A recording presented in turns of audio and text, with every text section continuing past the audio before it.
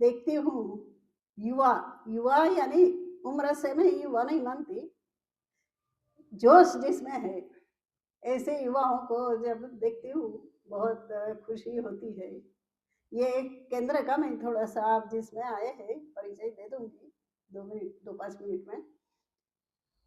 हम लोगों ने आज से 35 साल पहले ऐसा सोचा कि बहुत सारी हिंसा की ट्रेनिंग होती है।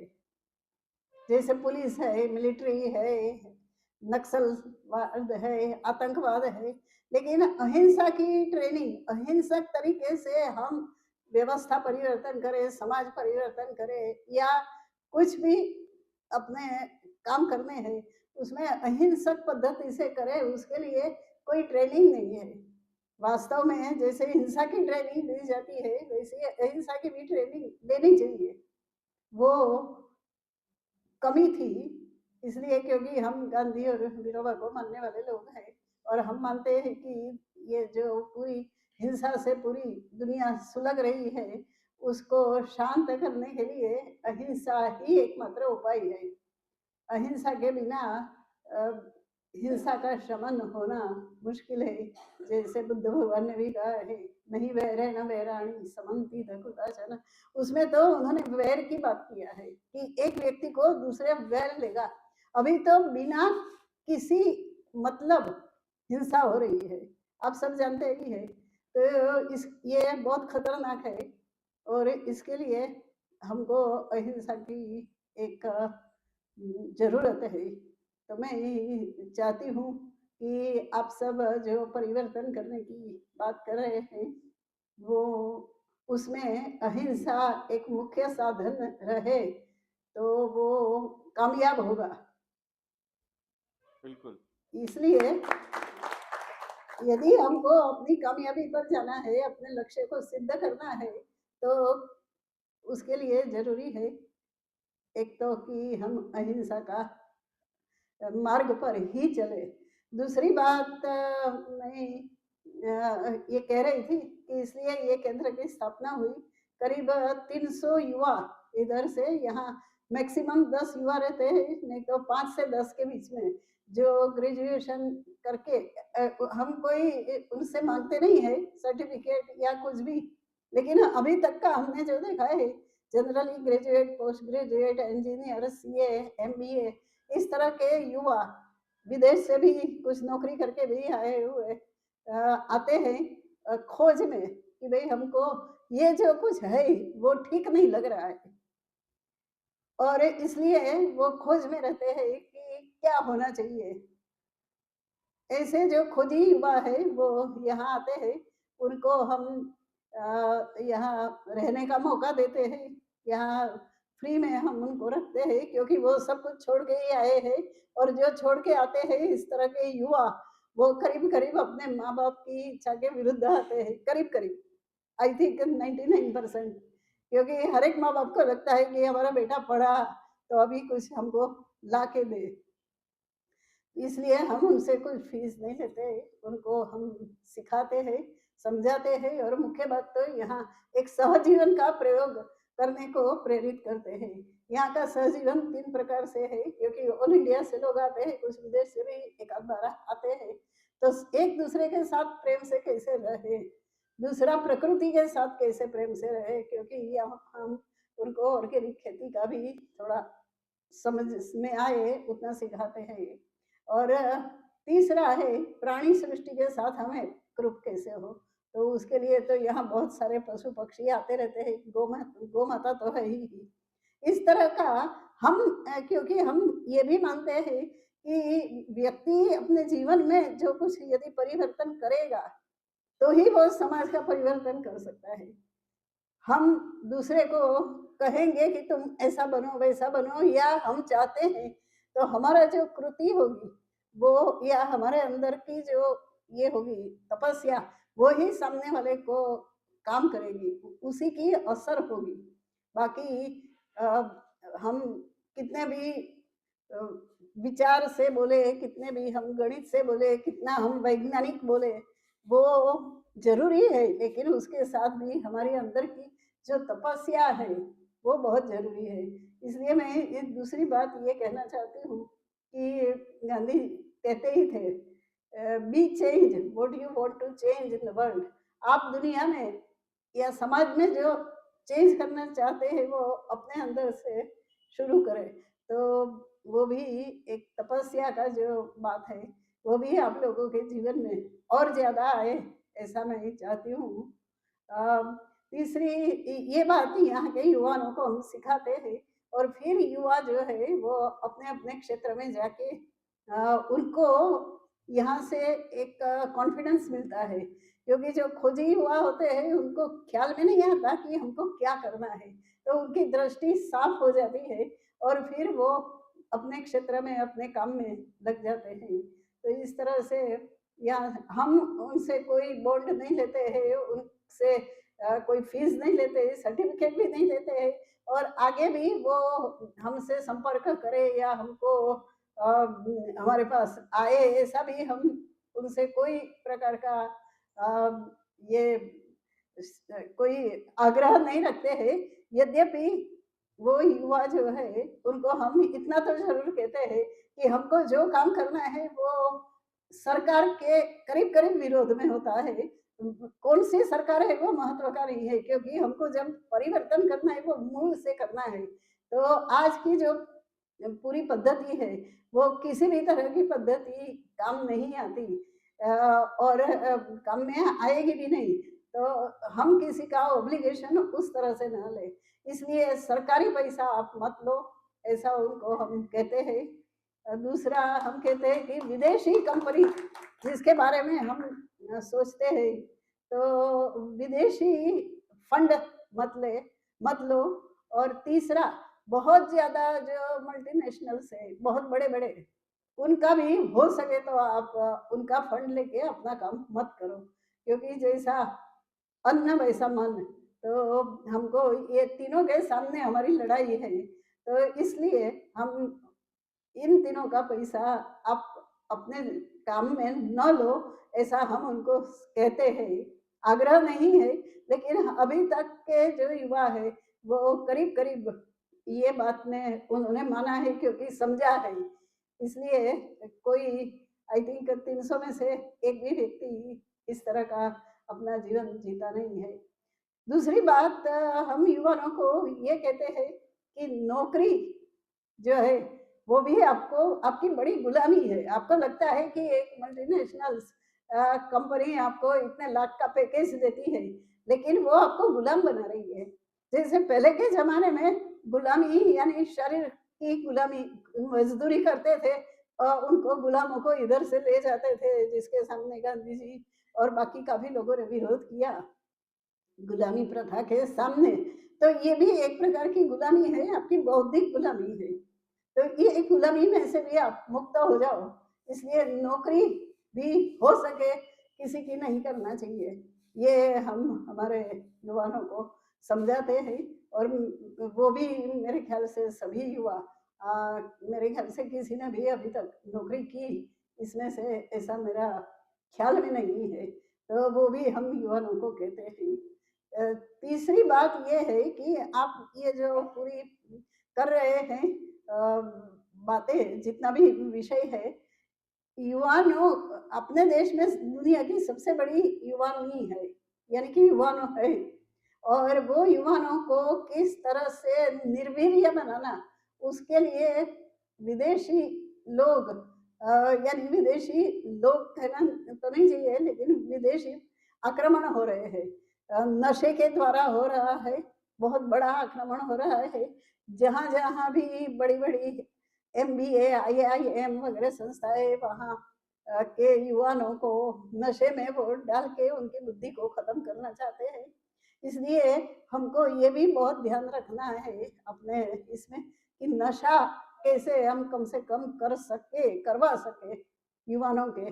और दूसरी जो बाहर की जो ताकत है वो इस तरह से ब्रेन ड्रेन जिसको कहते हैं, युवाओं को ले जाते हैं। ये नशा और ये गुलामी, ये दोनों को से भी बचना हमारे समाज के लिए बहुत जरूरी है, क्योंकि देश में यदि इस तरह की यदि युवानी बर्बाद हो जाएगी तो हम किसी भी तरह से काम नहीं कर सकते। भाई कहते हैं कि एक-एक गाँव में से 2-2 लोग मिल जाएँगे, लेकिन हो सकता है कि वो जो बूढ़े और समझदार है वो मिल जाए। ऐसे जो युवा मिलना बहुत मुश्किल हो गया है। नहीं मिलेंगे ऐसा मैं नहीं मानती हूँ, मैं मानती हूँ कि ज़रूर मिलेंगे। और लेकिन हमारे लिए ये काम भी साथ में ही करना होगा। जिस तरह से हो रहा है खास करके शहरों में, गाँवों में तो अभी थोड़ा कम है। शहरों में तो हम देखते हैं कि भयंकर नशा बढ़ रहा है, अति भयंकर है, यानी कल्पना भी नहीं कर सकते। तो ये यहाँ जो आने वाले युवा है उनकी साथ हमारी बातें होती है। सर्वधर्म समन्वय की बात तो हम करते ही है।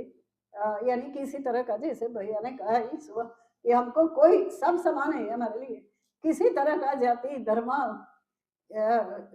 किसी का भी हमारे हमको भेद नहीं है, हमको सबको समाना है। तो यही बात हम उनको भी समझाते हैं।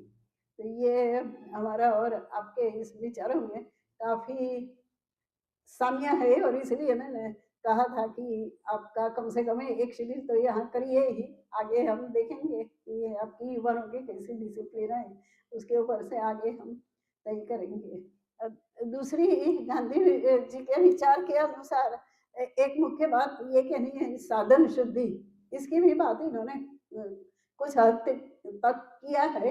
लेकिन हम जिस ध्येय को प्राप्त करना चाहते हैं वो ध्येय हम शुद्धि के द्वारा प्राप्त करें। यानी जैसे इन्होंने सुबह कहा है, मैंने जो सुना, झूठ बोल के हम किसी के साथ व्यवहार करें या गलत कुछ है ये करके हमारे साथ मिलने के लिए हम उनको प्रोत्साहित करें, ऐसा कुछ भी किसी तरह के हमारी जो बातें हैं या हम जो करना चाहते हैं उसमें शुद्धि, हमारे साधनों की शुद्धि रहनी चाहिए। ये गांधी जी का सबसे बड़ा विचार है। विनोबा जी को किसी ने पूछा आरएसएस और सर्वोदय में क्या फर्क है, तो विनोबा जी ने दो ही बातें की। एक तो एकादश व्रत, अहिंसा सत्य अस्तेय ब्रह्मचर्य असंग्रह शरीर श्रम अस्वाद सर्वधर्म समानत्व स्वदेशी और अस्पृश्यता। तो ये गांधी जी के मुख्य एकादश व्रत है। आप लोगों ने गांधी आश्रम देखा होगा तो वहां तो लिखा है, शायद यहाँ भी छोटे अक्षर में लिखा है, उसको पेंट करना है। और दूसरी साधन शुद्धि, बिना साधन शुद्धि के असत्य बोल के किसी को गलत फहमी में डाल के हम यदि हमारा कुछ काम करेंगे तो वो सफल भी नहीं होगा और हम तो कम से कम असफल ही हो जाएंगे। यदि दिखेगा कि काम सफल हो रहा है नहीं, लेकिन व्यक्तिगत तौर पे हम असफल अपने जीवन के लिए हो जाएंगे। इसलिए गांधी जी की जो महत्व की बात है वो साधन शुद्धि की बात है। तीसरी बात यह है कि आंदोलन नहीं, गांधी कहते थे आंदोलन नहीं करना, सत्याग्रह करना। यानी कि मोर्चा निकाल दिया, बहुत बड़े जोर जोर से जुलूस निकाल दिया, हुल्लड़बाजी कर दी, ऐसी चीजों से हमको बचना है। हम सत्य का जो आग्रह है, हम जो मानते हैं कि ये सत्य है और वो सत्य सबके पास पहुंचना चाहिए, तो वो होना चाहिए। तो मेरा अंदाज है, मैंने भाई को 2 ही बार सुना है अभी, लेकिन अंदाज है कि वो भी इसी तरह का कह रहे हैं कि हमको सत्य के साथ आग्रह करके लोगों को समझाना है, उनको समझा के हम काम करेंगे। उसके उनके ऊपर जबरदस्ती या किसी तरह का हम उनको क्या कहते हैं, दबाव दबाव भी नहीं और कुछ लोभ लोभ देकर कि ये आपको ऐसा हो जाएगा वैसा, इस तरह से ये ना हो। तो ये तीसरा गांधी जी की बात है। चौथी बात है स्व परिवर्तन से राष्ट्र और समाज का परिवर्तन। अपने अंदर वो बात तो मैंने आपको कही थी कि अपने अंदर वो परिवर्तन जरूरी है लाना, व्यक्ति निर्माण। लेकिन व्यक्ति निर्माण यानी एक व्यक्ति नहीं, अंदर का स्व, अंदर का जो है वो उसके साथ बात करनी चाहिए। तो वो बात करने के लिए हमको ध्यान, प्रार्थना, अंतर शुद्धि की बहुत जरूरत है। ये यदि होता है तो ही हम अपने अंदर का आवाज सुन सकते हैं, और अंदर का आवाज होता है वही सच्चा सत्य होता है। इसलिए हमको जो सत्य देना है, सबको समझाना है, तो उसके लिए वो समझने के लिए, अंतर का आवाज समझने के लिए हमको प्रार्थना और ध्यान का आधार लेना पड़ेगा। तो वो मुझे थोड़ा सा कम लग रहा है अभी तक का। मैंने देखा सुबह भी कोई प्रार्थना से आपने शुरू नहीं किया। यानी करना चाहिए ऐसा मेरा आग्रह नहीं है। मुझे यहाँ आए हैं तो इस भूमि में गांधी का क्या विचार है वो आपको बताना चाहती हूँ। मेरा कोई आग्रह नहीं रहेगा। उसके बाद ये है कि ये जो आध्यात्मिक हमारा है ध्यान प्रार्थना वगैरह, यानी कि अपने अंदर के साथ हम डीप में जाए, उसके लिए कोई आध्यात्मिक ग्रंथ अपने साथ होना चाहिए। महाराष्ट्र के अंदर स्वामी रामदास ने बहुत बड़ी क्रांति की, और वो क्रांति उन्होंने दास बोध नाम का उनका एक ग्रंथ है उसके माध्यम से की। मुस्लिम लोगों ने, खास करके सूफी संतों ने बहुत बड़ी क्रांति की मुस्लिम धर्म की, जो संकुचित वो रूढ़ी और मान्यता आई थी उसमें से बाहर निकलकर। तो उन्होंने भी सूफी साहित्य का निर्माण किया, और उसके माध्यम से उन्होंने काफी समाज के अंदर जागृति लाई। उसी तरह से हम दो ग्रंथों को हिंदुस्तान में सामान्यतः मानते हैं, एक तो रामायण और एक गीता। हम लोग क्योंकि गीता का प्रचार कर रहे हैं इसलिए मैं उसको ज्यादा महत्व देती हूँ, क्योंकि आई विनोबा जी के पास, मैं बैंक में सर्विस कर रही थी, लेकिन विनोबा जी का मैंने गीता प्रवचन, टॉक्स ऑन गीता सभी भाषाओं में अनुवादित है, 26 भाषाओं में, विश्व की और हिंदुस्तान की। तो मैंने जब पढ़ा तो मुझे लगा कि मुझे नौकरी करने का कोई मतलब ही नहीं है, मुझे ये संत के पास जाना चाहिए। और मैं मुंबई में रिजाइन करके विनोबा जी के पास इस आश्रम में आ गई। घर वालों ने तो बहुत कहा, तुमको एक रुमाल धोने की भी आदत नहीं है, वहां तो अपने कपड़े खुद धोने पड़ेंगे, खेती तो तुमने कभी देखा ही नहीं क्योंकि शहर में रही हो, तो वहां तो तुमको खेती करना पड़ेगा। बहुत समझाया कि तुम कैसे करोगी, तुम कहती हो कि मुझे तो विनोबा जी के पास जाना है, सब छोड़ के, तो तुम पहले समझो, अपने को थोड़ा देखो, उसके बाद स्टेप लो, क्योंकि एक बार स्टेप लेने के बाद वापिस आना तुम अच्छा नहीं है। तुम सोचो समझो और फिर ये करो। लेकिन बहुत सारे लोगों ने ये किया, ये ऐसा मत करो, ऐसा मत करो, तुम नहीं कर पाओगी। लेकिन मैंने कहा नहीं, मैं जब विचार यदि मेरे अंदर घुस गया है ये, तो मैं ये विचार के आधार से अपना जीवन परिवर्तन करूंगी। जो बात आप कह रहे हैं कि भाई लोगों को विचार समझाओ तो वो अपने आप परिवर्तन होते जाएगा। तो ये विचार में विनोबा जी के गीता प्रवचन से मेरे जीवन में परिवर्तन हुआ। इस तरह से इसलिए मैं गीता को बहुत ज्यादा मानती हूँ। और आने के बाद भी विनोबा जी ने मुझे वही मिशन काम दिया। तो 45 सालों से मैं युवाओं के बीच में, हमारी बड़ी दीदी है जिसको हम माई कहते हैं, वो कर ही रही थी, तो उनके साथ विनोबा जी ने मुझे जोड़ दिया कि तुम इनके साथ ही काम करो। तो तब से काम कर रहे हैं। बड़ी दीदी ने 800 शिविर लिए हैं युवाओं के, और मेरे ख्याल से करीब 30-40 हजार युवाओं के संपर्क में आए हैं। ये इसलिए मैं गीता को ज्यादा महत्व देती हूँ कि गीता का आप गांव में भी जो काम कर रहे हैं या करेंगे, तो अपने जीवन में गीता को भी साथ में ले जाएंगे तो अच्छा है। हमारी एक योजना भी है, वो भी मैं नेक्स्ट समय आपको बताऊंगी। गांव-गांव में लोगों को कैसे एकत्रित करना, मंदिर, और रामदास स्वामी का मैंने पूरा पढ़ा है कि उन्होंने किस तरह से क्रांति की। तो वो गीता के माध्यम से हम कैसे कर सकते हैं, यही बात कैसे करेंगे लोगों को जोड़ने का, वो कभी मौका आएगा तो मैं बताऊंगी। तो मैं ही चाहती हूँ कि ऐसा एक ग्रंथ भी आपके साथ में रहे। गणपति जो है, गणेश जी, वो हमारे मुख्य देवता है, क्योंकि गणपति में दो बातें हैं। एक तो गणराज्य, जिसकी हम कल्पना करते हैं, ग्राम स्वराज्य गणराज्य की एक ये है। और दूसरी, उनका जो वाहन है वो वाहन चूहा है। चूहा क्या करता है, घर घर के कोने कोने में जाता है। तो इस तरह से हम जो है, हमको भी हर घर में जाके ये गणराज्य तक पहुंचना है। इसलिए गणेश जी जो है वो हमारे दैवत है, ऐसा मैं मानती हूँ। आगे एक और बात है फल त्याग की। आप लोग तो सब अपना अपना ये करके समय देके ये काम कर रहे हैं, तो हमको वो फल प्राप्ति करना है, यानी कि परिवर्तन की। लेकिन उसके लिए फल त्याग की भावना न करते हुए हमारे सामने जो है कर्तव्य, वो कर्तव्य करना हमारे लिए बहुत जरूरी है। क्योंकि मैंने देखा है कि जब हम फल की प्राप्ति के लिए कुछ करना चाहते हैं तो हम कभी वेहेमेंट, उसको क्या कहें, जुनूनी बन जाते हैं, और सामने वाले को कभी हम थोड़ा हर्ट कर देते हैं। तो ये जो समाज परिवर्तन का जो काम है, उसमें हम बहुत नम्र बन के हमको जाना पड़ेगा। तो ये भी एक विषय मैं समझती हूँ। और अंत में विनोबा जी कहते थे कि हमारा नारा, यानी कि हमारा जो सोच है वो जय जगत की होनी चाहिए, पूरी जगत की जय हो। और हमारा काम जो है वो ग्राम स्वराज्य का होना चाहिए।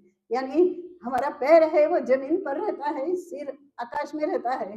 तो हमारी सोच जय जगत की रहनी चाहिए, यानी पूरी दुनिया की। केवल मेरे देश का ही भला हो इसलिए हम दूसरे देश का कुछ भी हो जाए वो हम नहीं सहन करेंगे। सबका भला हो ऐसा ही हमको काम करना है, और वो ग्राम स्वराज्य के माध्यम से करना है। क्योंकि सबके भले में ही गांधी कहते हैं अपनी भलाई है। अमेरिका को बड़ा करने के लिए थर्ड वर्ल्ड को खराब कर दो, या इसको ईरान को ये करने के लिए इसराइल को ये कर दो, या जो भी है, ये पूरा जो दुनिया का पूरा पॉलिटिक्स है वो इसी के आधार पर चलता है। सत्ता और संपत्ति, ये दोनों को हमको यदि दूर रखना है तो हमारा नारा जय जगत का होना चाहिए, और हमारा काम ग्राम स्वराज्य का होना चाहिए। ग्राम स्वराज्य के बारे में मैं अभी तो नहीं बोलूंगी, आपका यदि बड़ा शिविर होता है तो उसमें मैं जरूर कहूंगी। लेकिन आपको एक सलाह देती हूँ कि आप लोग सब हिंद स्वराज्य गांधी जी का है और मेरे सपनों का भारत, ये दो किताबें हैं, उसको पढ़ेंगे तो ये तो प्रवचन में बोलते ही है, इसलिए वो जरूरी नहीं है। लेकिन फिर भी आप पढ़ेंगे तो आपके दिमाग में वो कंसेप्ट भी एकदम क्लियर हो जाएगा कि ये क्यों बोल रहे हैं। आज से 100 साल पहले, 110 साल पहले गांधी ने ये क्यों कहा था। तो ये उसका क्या गांधी का सोच था और किस तरह से वो कह रहे थे, और आज ये जो कह रहे हैं, आज की परिस्थिति और आज कैसा है और आगे कैसा हो सकता है, तो वो आपके मन में और ज्यादा क्लियर हो जाएगा। तो ये भी मैं आपको सुझाती हूँ। बाकी विनोबा जी की भी लोक नीति है, तीसरी शक्ति है, ऐसी बहुत सारी किताबें हैं, वो भी अध्ययन करने वालों को तो वो पढ़नी चाहिए। बस बाकी आप सबको बहुत बहुत शुभकामनाएं कि आप जो काम करते हैं बहुत उसमें सफलता मिले, ईश्वर आपको सहाय करे।